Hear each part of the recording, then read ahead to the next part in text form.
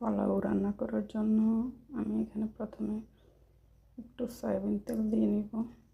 আমি আজকে পোলাওটা সয়াবিন তেল আর ঘি দুটো মিক্স করে করব, তাহলে ঘির ফ্লেভারটা অনেক ভালো লাগে।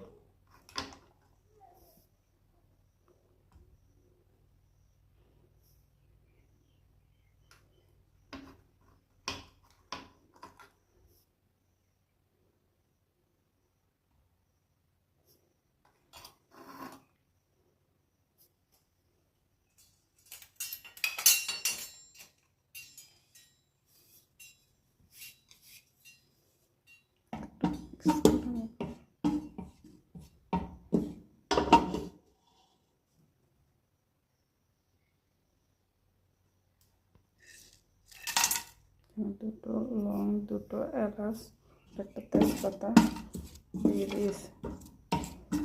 দিয়েছি। এগুলোকে হালকা ভেজে এরপরে আমি পোলাও চালটা দিয়ে ভালো করে ভেজে নিব। এবার আমি পোলাও চালটা দিয়ে দিব। এগুলোকে আমি আগে ধুয়ে পানি ঝরে রেখেছি।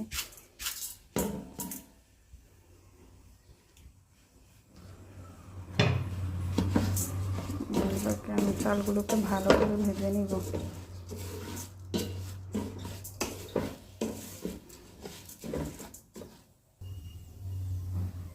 চালগুলোকে আমি 2-3 মিনিট ভালো করে ভেজে নিয়েছি।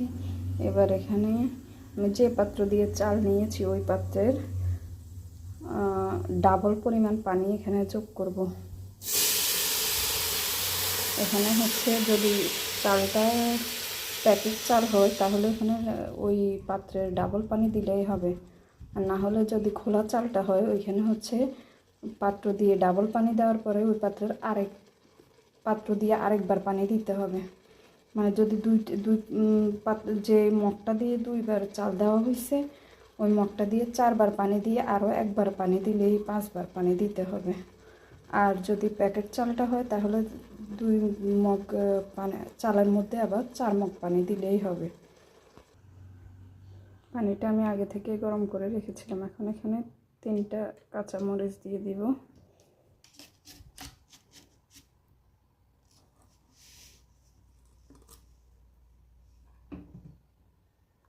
দুধের গুঁড়ো দিয়ে দিব, তাহলে পোলাওর কালারটাও ভালো হয়, টেস্টও ভালো আসে। 2-4 চামচের মতো দুধের গুঁড়া দিয়ে দিব। এরপরে পরিমাণ মতো লবণ দিয়ে দিব, দিয়ে ঢাকা দিয়ে দিব।